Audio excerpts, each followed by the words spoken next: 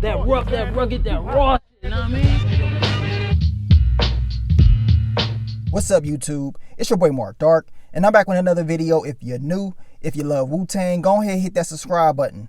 Like the video and leave your theories, comments, everything down below. Now today we'll be talking about Wu-Tang and American Saga Season 2, Episode 7. This is the recap.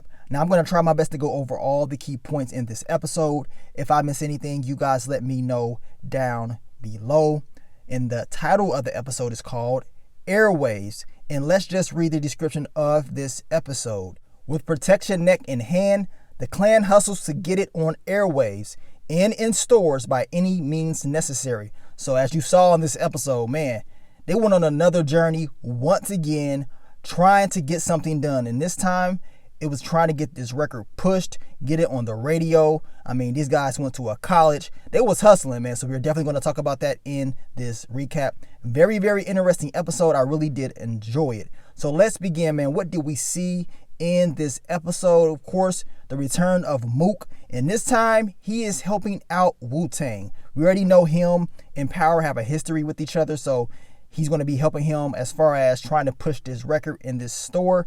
Now, the owner at first wasn't trying to really take the record until he seen, of course, Shy and Dennis, they in there arguing about the record, and, they getting into a little argument. But this is all part of the game plan to make a demand for this record. Once the owner saw this, he was like, you know what? I'll buy all the records. You know what I'm saying? I'll buy them all off you right now. I'm definitely going to sell them in this store. So now we know what they're trying to do. They're trying to push this record out at all costs. Now in the episode, we see Mook and Power talking, and Power's like, man, you know what you're doing. I mean, we can probably use you within this group. So most likely we want to see Mook come along and help them with this journey. We know he has a lot of knowledge, and he proved that in this episode. Now, Divine, he assigns jobs to all the crew members. And one of the jobs is, call the radio stations to promote and push this record out. And this is the job he gives to Dennis and Shy. They have to sit at the spot. And of course, Dennis, he's like, man, I ain't trying to be, sitting up here calling these radio stations, man. I'm trying to get out and, and put in some work. I ain't trying to sit up here making calls all day. But, Divine is telling him, you got to do this. We have to, of course, push this record out. He assigns jobs to the other crew members. I mean, ODB and Method and, You God and the Spectre, they get to go to the college. And I was like, man, I feel your pain, because I would have been like, man, I want to go to the college too. But Dennis does stay there. He makes those calls. I mean, he was struggling a little bit. Of course, Shy is telling him, we got to make a demand for this record when we call these radio stations, just like what they did at their record store. So this is the strategy that they're going to be using to try to push the record on the radio. But we already know it was some struggles trying to do that. Now we get to the crew, man. And as I just told you guys, I would have wanted to roll with these guys because they was kicking it. They went on a little journey at this college, and they trying to push this record after school. Method knows a girl that stays there, but this security dude, top flight security, he ain't having it. He was like, nah, we ain't doing that here. Of course, they was about to get into some mess. It was about to go down. Luckily, they kind of, walked off and calmed themselves down. But man, your boys was about to straight up get into it. Now, they end up going around the building, and it end up breaking into this door. This alarm goes off, and now they got to get up out of Dodge. And I'm looking like, man, these dudes is fooling on this college campus. Of course, your boy Inspector, he makes sure he tags the wall, puts the Wu-Tang sign on this wall, letting them know we was here. Like I said, man, those dudes was having fun at that college. Now we get to Bobby, and he runs into Stretch Armstrong at this little convention. And, he's telling him, look, I'll play your record on the radio. You ain't got no worries with me. We already know Bobby had a connection with him in the past, so he's good on that behalf. But Bobby is trying to push this to a main distributor, and it's very difficult for him to do that. So you got to keep, walking around to these booths and try to make these connections. I mean, this is a part of the game, and they're independent, and everybody's not trying to show them that respect because they're not signed to a major label. Then we get to your boy Shy and Dennis once again. And your boy Shy, he ends up bringing up the fact that Dennis was trying to hide the relationship that he had with Sheree. And, Shy tells him he knew about it over a year ago. He saw what they was doing, sneaking around the house and stuff like that. But he did not say anything. He was not trying to snitch. Goes to show you that he could have put it out there, but he didn't. And of course, Shy, he is looking around and he's like, man, this ain't my part of town. We in Stapleton. I ain't trying to get hit. Dennis had to tell him, look, you ain't got nothing to worry about, man. Ain't nobody gonna do nothing to you. You good here. Of course, he goes up into Dennis's spot with his brothers, and they liking the record, man. They playing that Protect Your Neck, and his brother, he's like, man, y'all gonna be famous. Can I get the autograph? And Shy, he was happy because his brother, he liked his verse, and he wanted the autograph. And as you can see in this scene, man, which was a very telling scene, Shy, he kind of felt, I would say, shameful. He was like, man, like I really did spray up this spot. I could have took this man's brother. His brother's from him. But at the end of the day, I'm glad that the two finally squashed all that beef and they are working together. This is something that needed to happen. And it's kind of similar to the movie that they was watching. Usually the movies and the flicks that they watch in each of these episodes, they kind of represent what the characters are going through in that particular episode. Then we get to your girl, Sheree, and she's having a conversation with her aunt, Lori. She is back, and everything is going good at first until, of course, her aunt is kind of being judgmental. She was like, damn, like, that's your kid? You got a kid and stuff like that? And Sheree has to tell her, well, look, I'm grown. You know what I'm saying? I make my own decisions. I'm grown. I'm good. And you just kind of left. You got the family in major issues with her mother's job. Those Italians, they was not playing around. And of course, she's like, look, you the last person that need to be judging. And she pretty much just walks off. Sheree was very pissed off that her aunt would even be trying to judge her, especially the way she been living. I mean, this girl goes from town to town, getting clapped up. I mean, you the last person that needs to be talking about anybody or judging anybody. But we're going to see if they bring her back in future episodes. I do believe that will be the case. Now we get to the college, and your boy ODB, he low-key the MVP. This dude be making all types of deals. He is selling product at the same time. He is pushing the records out there to the college students. Of course, he gets some information about this whole college party, and the boys is like, okay, you know what I'm saying? You just disappeared all of a sudden, but since you got this information, we gonna go to this college party. We gonna see what it's all about. But ODB, he was definitely living his best life on this college campus. And as I told you guys, man, these guys had a hell of a journey. But at the end of the day, you got to push this record everywhere. And in a college, that's one of the best places to push it, especially to the younger crowd. Then we get to the legendary Steve Rivkin, and we see him at this booth where Earl is at, and he's promoting, of course, his new artist that he's trying to push. And after he talks to Earl, he walks off. We know at the end of the episode, we see his character once again, once he hears Protect Your Neck on the radio. Now, your boy Divine, he's having a conversation with Earl. Everything is going good as far as pushing the record. Earl is like, look, you know, I can sell the record. We good. You know what I'm saying? Just let me know what you're trying to do. Come to find out, this guy is telling Divine he will pay him once all the records are sold. This is a consignment deal. So now Divine is like, all right, hold up. I'll just take your card. I'll call you if I want to do this. Because Divine was thinking, you know, he's about to get paid right then and there. But no, he has to sell all the records first because, of course, this is how they do their stuff, their business. And, you know, it's kind of difficult, especially if you are an independent label. Then we get to your girl Sheree. She is upset because Dennis has Shy up in the apartment.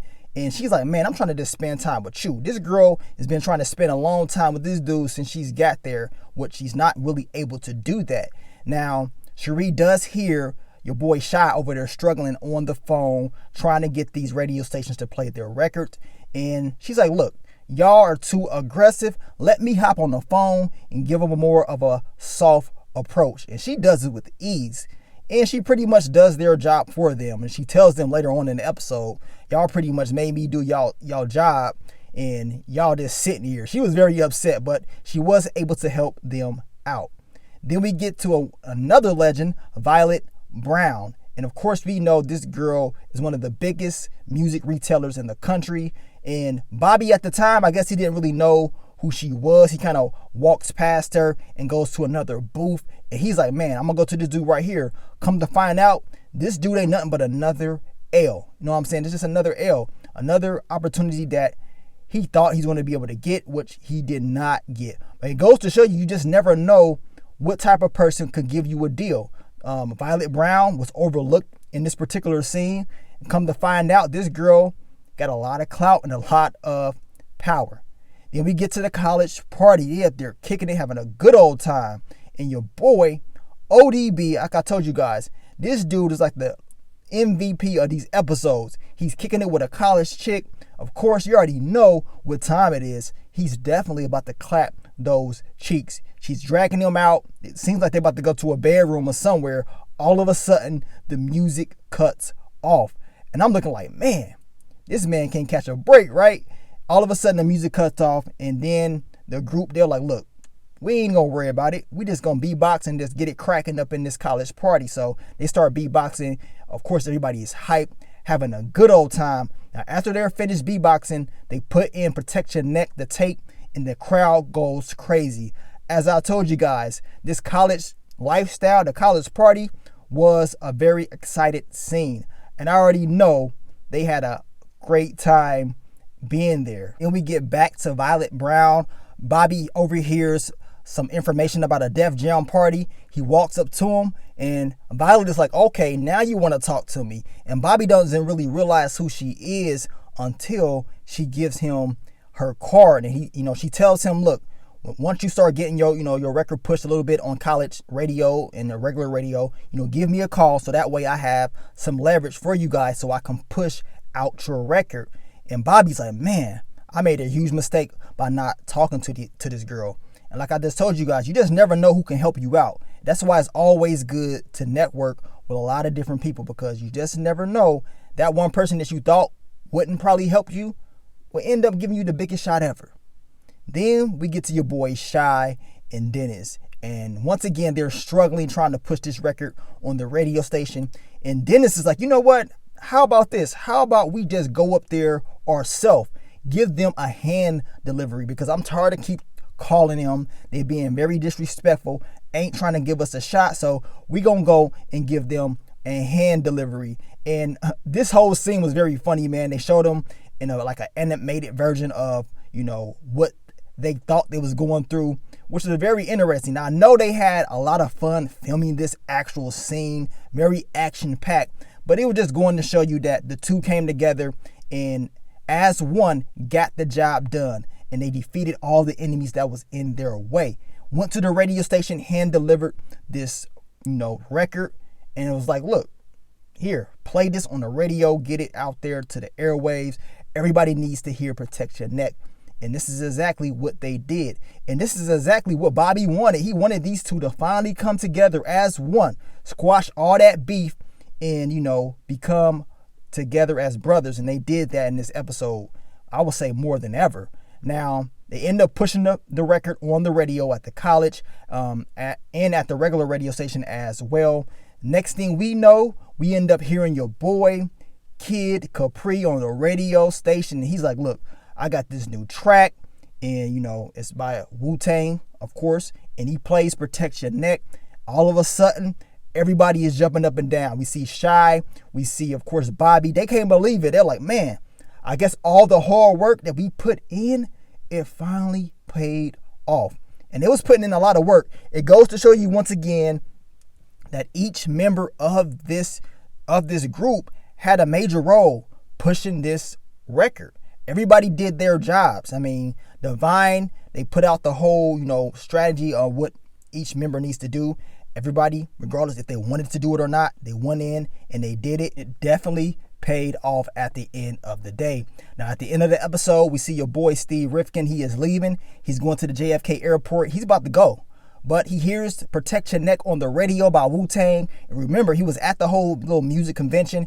And he's like, man, I know this guy. I just saw them or whatever. So he's like, look, I'm about to leave. I'm going ahead and I'm just going to stay here because now I need to make this major connection with this group. So we already know what's about to happen next. You already know he's about to make that connection with Wu-Tang. And after that, it's history, man. It's just history. But overall, man, this episode was fire. I'm not going to lie to you, man. I really did enjoy the whole college thing.